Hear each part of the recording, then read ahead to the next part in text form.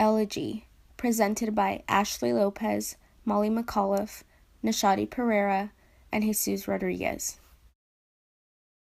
To begin, we must know what is an elegy.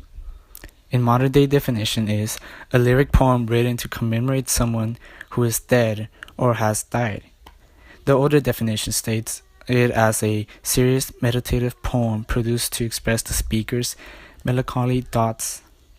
It has to go through the 3 stages of loss: lament, praise and admiration, consolation, and solace. Without the characterizations of death, it cannot be classified as an elegy. Nowadays, it is characterized by content and is not by form like before. Its first appearance was by the Greek and Roman people.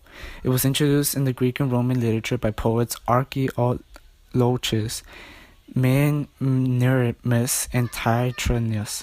These poems were written in alternating hexameter and pentameter lines. These were also seen in French music. In French, this would be called an elegy. This was originally meant for piano, but started to become popular in music because of the sad and somber nature they contain.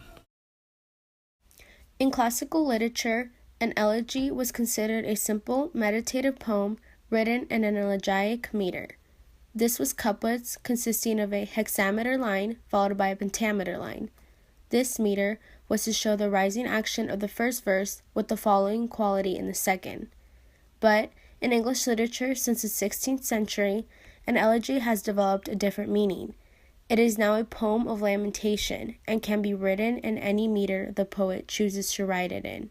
There's no fixed number of stanzas, nor certain rhyme or meter. Thus, as mentioned earlier, an elegy is characterized by content and not by form. Farewell, thou child of my right hand and joy. My sin was too much hope of thee, loved boy. 7 years thou were lent to me, and I thee pay, exacted by the fate on the just day. Oh, could I lose all my father now! For why will man lament the state he should envy? To have so soon scaped worlds and flesh's rage, and, if no other misery, yet age.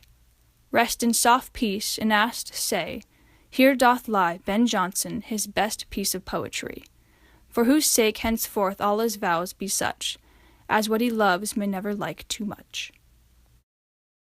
Ben Jonson's poem, On My First Son, is an example of an elegy because it follows the iambic pentameter.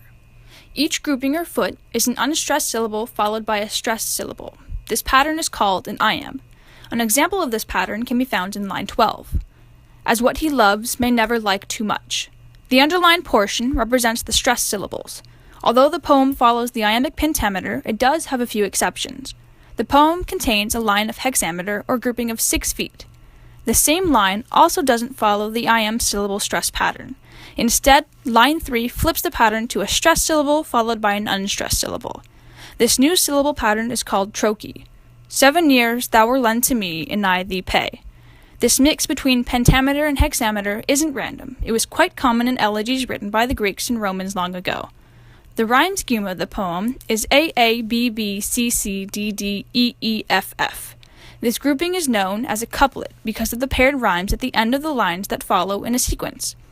Elegies tend to have certain components that set it apart from other poetic forms.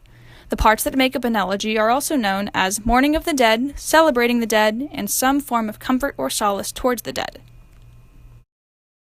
After reading Ben Jonson's poem, there were several different claims that the author made about human conditions.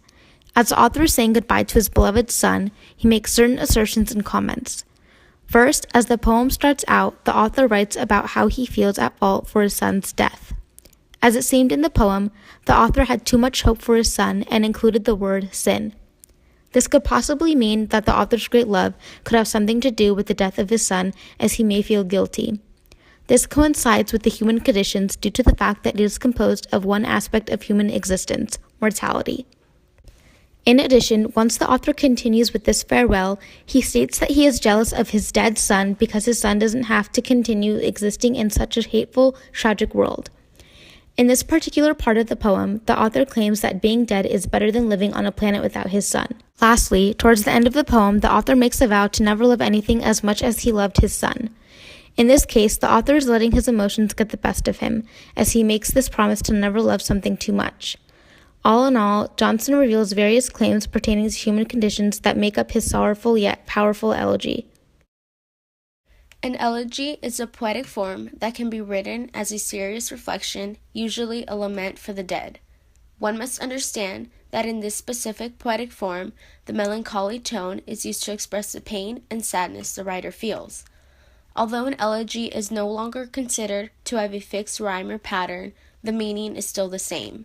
With deep sorrow, reflection, and sadness, an elegy is expressed.